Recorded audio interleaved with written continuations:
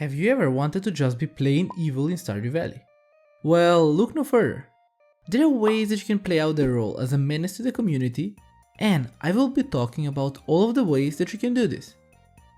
You maybe already play the game as the perfect role model, helping out the community and rebuilding it from scratch.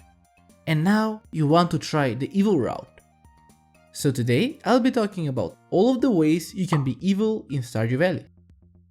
But before we begin, consider subscribing to my channel since it helps me out a lot and it's totally free. For everyone interested to support my channel even further, consider joining my Patreon or YouTube membership since it truly helps me out immensely. But without any further ado, let's begin. Stardew Valley is a relaxing game and you just enjoy the most of it. But sometimes you may want to play a different route, and an evil one at that.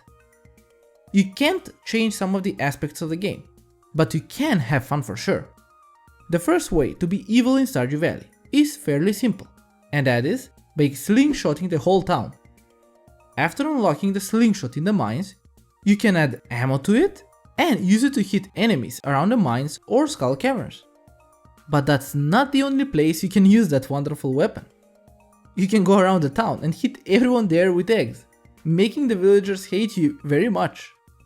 Just imagine if the eggs left a mark on the building. It would have made this tool much more useful, and you could just be a menace to the villagers around the town. The biggest evil that I think you can do with this is shooting Linus's tent with rocks. The first moment we saw him, he mentioned that someone threw rocks at his tent, and doing this, like compared to the town buildings, if you shoot them with eggs, shooting his tent with something makes you pure evil. The second thing that you can also do that is quite evil in my books is that you can join Joja. I have never joined Joja in my life playing Stardew Valley because I've always hated the company. But to be evil, you must join the evil corporation. They cause landslides, rock slides and pollution all across the valley and even beyond, I think. So they are generally the true villain of the game. The most important thing about them is that you can join them by purchasing a Joja membership card. And by doing this, you go through their route and the community center gets changed to the community Joja warehouse, which loses its past beauty and character as well, where memories have been made to just be filled with boxes that may never see the light of day. Make the local shops also go out of business and just overtake the community with the power of Joja. Joja, the evil way. There are also a bunch of evil things that you can do that are connected to dating in the game.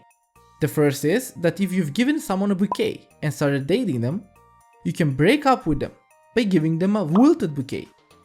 To make one, you just need to put a bouquet in a furnace and it will produce a wilted one.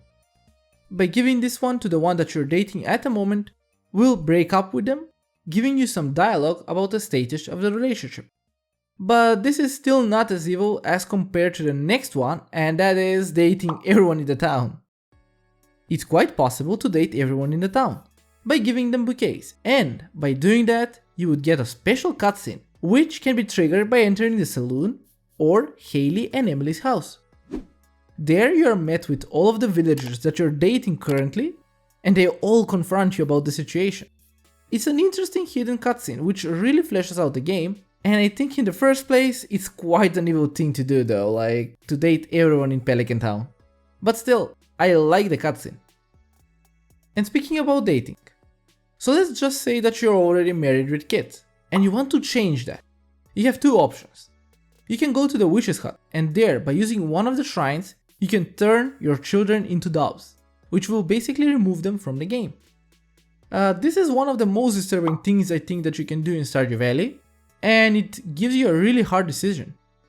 But by going through this decision, you will unlock a bunch of creepy events. The first one will be a telephone call that will call you and say a message like, "You have forsaken us." And the next one is when you watch the TV on the 26th of fall, an ancient doll will appear on the screen and attack the player. This is probably the ghost of your forsaken children, and this is one of the most unsettling moments about the game. But you brought it upon yourself.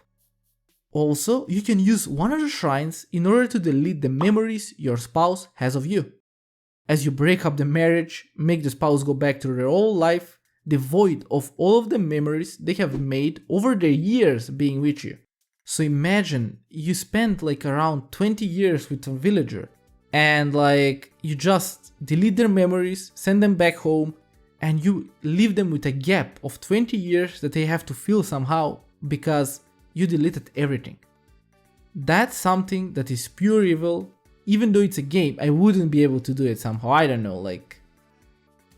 Okay, so let's end it there with all of those quite dark things that you can do to be evil in Stardew Valley. The next one that we have is much more lighter, and it's the community luau.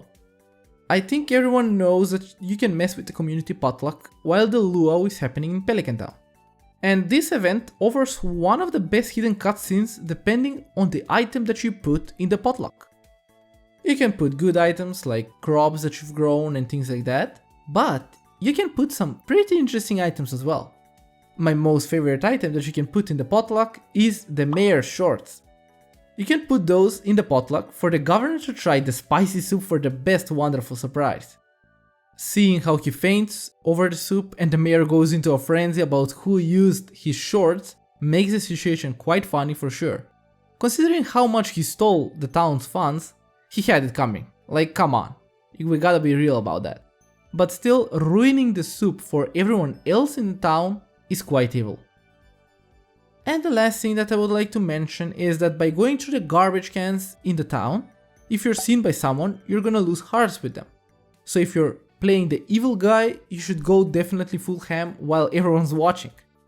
And in combination of you giving them gifts that they hate for their birthdays, will make you a menace of the community for sure. So there you have it. Those are the ways you can make evil choices in Stardew Valley, and become a proper menace to the community. I am not that kind of a person, and even though it's a game, I usually go for the best options there are.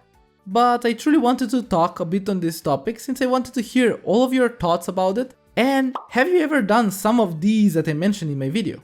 Well heck, like if you've done even something else that I haven't mentioned, please like let me know down below. I would like to hear your answers for those though.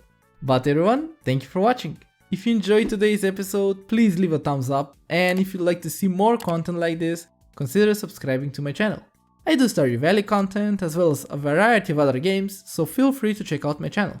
I hope you all have an amazing day today, and I will see you all in my next one. But till then, stay safe,